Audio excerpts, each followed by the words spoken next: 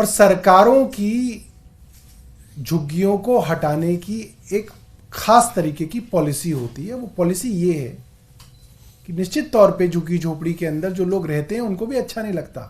जब आपको देखना अच्छा नहीं लगता तो उनको रहना भी बिल्कुल अच्छा नहीं लगता है।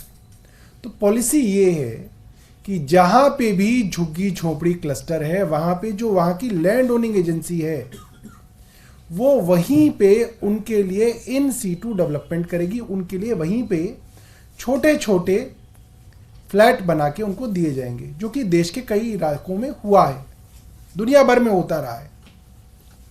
पॉलिसी क्या है?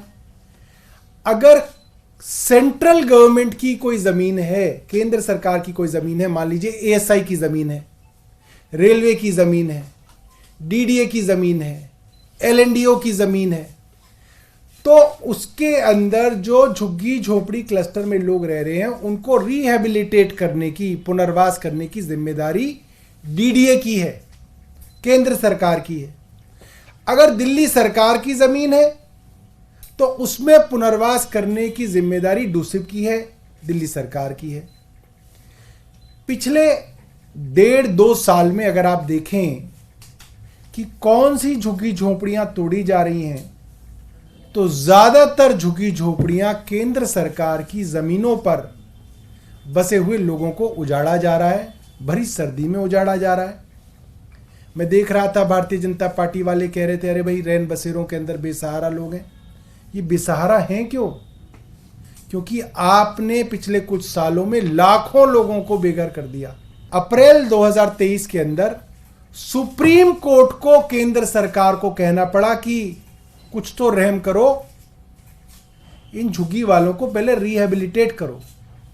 यह मुख्यमंत्री अरविंद केजरीवाल जी की कॉन्स्टिट्यूएंसी सरोजिनी नगर का मामला है, जहां पे केंद्र सरकार इन गरीब लोगों को उजाड़ने के लिए तत्पर है और कोर्ट पहुंची हुई है।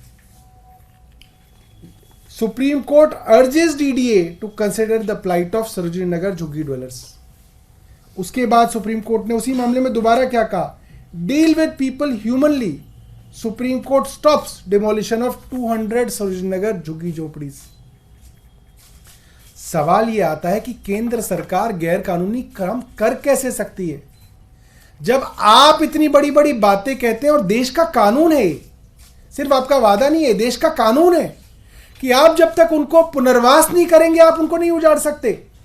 आप इस तरह से उजाड़ रहे हैं। इसके बाद में एक और दिखाता हूं। धौला कुआं पे G20 से पहले ऐसा लगा कि बड़े बड़े लोग आएंगे, धौला कुआं की झुग्गियां तो बड़ी परेशान कर रही हैं। डिप्टी चीफ मिनिस्टर के ऑर्डर के बावजूद धौला कुआं के ऊपर जाके झुग्गियों को उजाड़ दिया गया, लोगों को बेघर कर दिया गया।